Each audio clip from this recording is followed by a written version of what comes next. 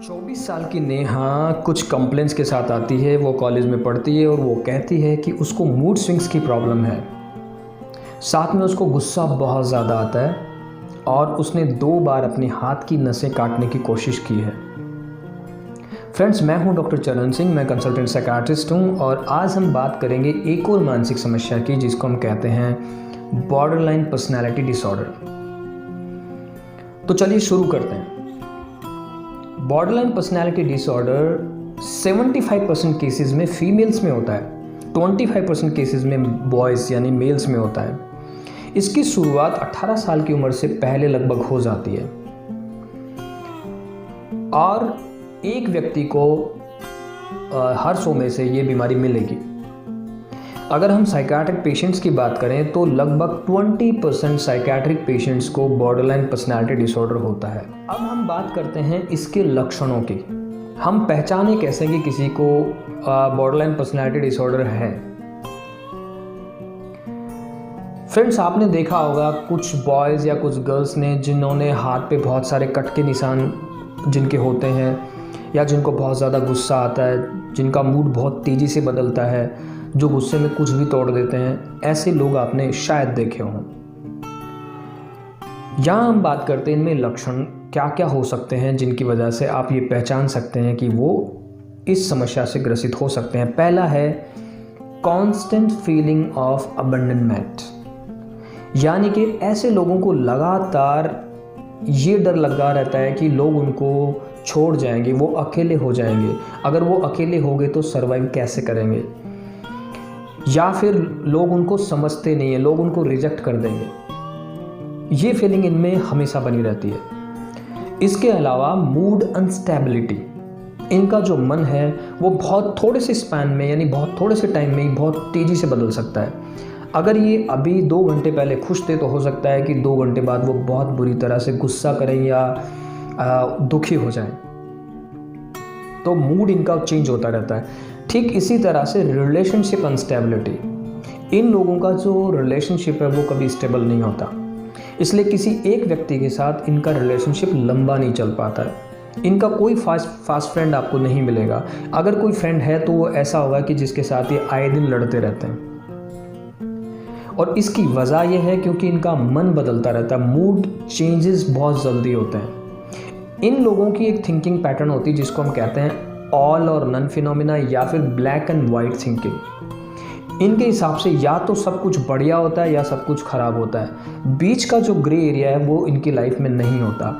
ठीक ठाक और एवरेज जैसे इनकी लाइफ में कोई चीज़ नहीं होती है, या तो बहुत अच्छे या बहुत ही ख़राब। इसलिए नेहा ने बताया कि उनका बॉयफ्रेंड कभी कभी उनको लगता है कि उससे बढ़िया कोई बॉयफ्रेंड नहीं हो सकता, ही इज़ द बेस्ट। और उसी दिन हो सकता है 3 घंटे बाद वो ये कहें कि इससे वाहियात कोई इंसान नहीं है। क्योंकि इनका मूड बहुत तेज़ी से बदलता है इसलिए इनके रिलेशनशिप भी चेंज होते रहते हैं। नेहा ने बताया कि उनका जो करंट बॉयफ्रेंड है ये उनका 4th बॉयफ्रेंड है, क्योंकि किसी भी बॉयफ्रेंड के साथ इनका रिलेशनशिप ज़्यादा लंबा नहीं चल पाता है। Next is identity crisis. इन लोगों में एक और प्रॉब्लम होती वो है उनकी कोई फिक्स आइडेंटिटी नहीं बन पाती। ये अपनी आइडेंटिटी को लेके बड़े कंफ्यूज रहते हैं। फ्रेंड्स, हमारी जो आइडेंटिटी बनती है वो बनती है हमारे बिलीफ सिस्टम से। हमारा सोचने का तरीका क्या है, हमारी धारणाएं क्या हैं, इसको उदाहरण से समझते हैं। मान लीजिए कि किसी लड़की को किसी ने ये ऑफ़र किया या किसी लड़के को ये ऑफ़र किया गया कि तुम सिगरेट पी लो, और उसकी ये धारणा है कि वो सिगरेट नहीं पीता है, तो हो सकता है वो मना कर दे कि मैं सिगरेट नहीं पीता हूँ। लेकिन अगर ऐसी सिचुएशन किसी बॉर्डरलाइन पेशेंट के साथ आए तो बॉर्डरलाइन पेशेंट मना नहीं कर पाते, क्योंकि उनका सोचने का एक फिक्स पैटर्न नहीं है, उनका कोई फिक्स बिलीफ सिस्टम नहीं है, तो वो इस तरह के बिहेवियर में इन्वॉल्व हो जाते हैं। तो आइडेंटिटी क्राइसिस एक इम्पॉर्टेंट फीचर। इसी तरह से डाउट करना, पैरानॉइड हो जाना, यानी कि शक वहम आ जाना, ये लोग अक्सर शक वहम भी करते हैं। और इसीलिए बॉर्डरलाइन पर्सनैलिटी डिसऑर्डर में बॉर्डरलाइन जो शब्द है उसका मतलब यही है कि ये साइकोसिस और न्यूरोसिस इन दोनों के बीच में है। कुछ सिम्टम्स इसमें साइकोसिस के मिलते हैं तो कुछ सिम्टम्स न्यूरोसिस के मिलते हैं। ठीक इसी तरह से नेक्स्ट सिम्टम है कांस्टेंट फीलिंग ऑफ एम्प्टीनेस। इन लोगों को लगातार ये लगता है कि वो अंदर से खाली हैं, उनकी लाइफ में कुछ भी नहीं है, वो खालीपन महसूस करते हैं। और इस खालीपन को भरने के लिए वो एक और एक्टिविटी में इन्वॉल्व हो जाते हैं जिसको कहते हैं indulging in risky behaviours, risky activities. जैसे क्या क्या हो सकती हैं? अननेसेसरी शॉपिंग करना। अक्सर आम लोग भी ऐसा करते हैं कि जब वो खाली बैठे होते हैं, कोई काम नहीं होता, तो चलो शॉपिंग करने। लेकिन इनमें ये बहुत ज़्यादा होता है, अबनॉर्मल लेवल पे होता है। ठीक इसी तरीके से बहुत ज़्यादा खा लेना, ज़रूरत नहीं है फिर भी ये खा लेते हैं। आपने भी ऐसा महसूस किया होगा, जब आप दुखी होते हैं या तो आप बिल्कुल नहीं खाते हैं, बिल्कुल कम कर देते हैं खाना, या फिर आप बहुत ज़्यादा खाना शुरू कर देते हैं। इसी तरह से एक और रिस्की बिहेवियर वो है अनसेफ सेक्सुअल एक्टिविटी। अपने अंदर की एम्प्टीनेस को फिल करने के लिए बॉर्डरलाइन पेशेंट्स अनजान लोगों से जल्दी से घुल मिल जाते हैं और उनके साथ हो सकता है कि सेक्सुअल रिलेशनशिप भी जल्दी ही डेवलप कर लें, क्योंकि उनको उस खालीपन से मुक्ति चाहिए किसी भी तरह। इसीलिए कई बार जो गर्ल्स इस बीमारी से ग्रसित हैं वो अल्कोहल पीना शुरू कर देती हैं, स्मोक करना शुरू कर देती हैं, अनसेफ सेक्सुअल एक्टिविटी में इन्वॉल्व हो जाती हैं। तो इस तरह से वो रिस्की बिहेवियर में भी इन्वॉल्व। अगला जो सिम्टम है वो है माइक्रोसाइकोटिक एपिसोड्स। माइक्रोसाइकोटिक एपिसोड्स का मतलब थोड़े से समय के लिए आप अपने सुध बुध को खो देना, या फिर आपको ये नहीं पता होता है कि आप क्या कर रहे हैं, बहुत गुस्से में होते हैं, हो सकता है आप गाली गलौज मारपीट पे भी आ जाएं। नेहा ने अपने 2 आईफोन गुस्से में तोड़ डाले। नेहा के अब तक 4 बॉयफ्रेंड रहे हैं, चारों की नेहा ने पिटाई की है, क्योंकि जब वो गुस्से में आती है तो उसे पता नहीं होता कि वो क्या कर रही है।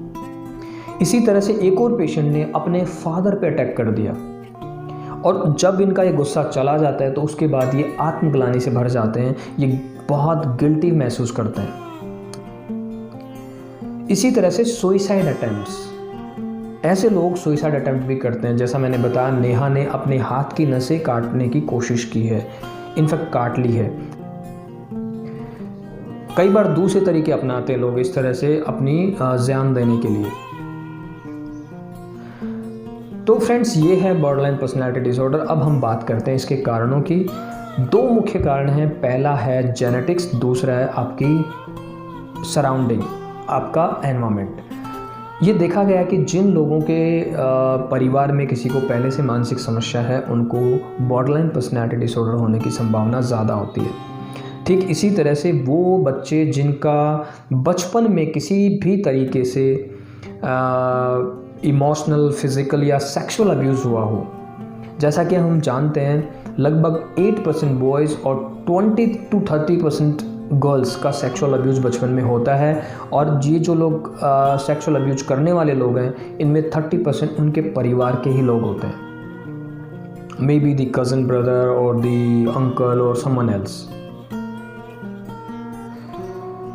या फिर कुछ फैमिलीज़ में ये होता है कि फादर सेपरेटेड है, या पेरेंट्स अलग अलग रहते हैं, सिंगल पेरेंट है, या फिर कोई स्टेप मदर, स्टेप फादर है जो बच्चों को ठीक से उनकी टेक केयर नहीं कर रहे हैं, उनके साथ अच्छे से पेश नहीं आते हैं, या फादर अल्कोहलिक है, रोज़ लड़ाई झगड़ा करते हैं, घर में शांति नहीं रहती है, या किसी बच्चे की रोज़ पिटाई हो रही है, उसके साथ फिज़िकल अब्यूज़ हो रहा है। तो ऐसी कोई भी स्थिति जिसमें बचपन में बच्चों के साथ एक स्ट्रेसफुल कंडीशन रही हो, ऐसे बच्चों के साथ बॉर्डरलाइन पर्सनालिटी डिसऑर्डर और या फिर दूसरे मानसिक समस्याएं ज़्यादा होती हैं। तो फ्रेंड्स, ये था बॉर्डरलाइन पर्सनालिटी डिसऑर्डर।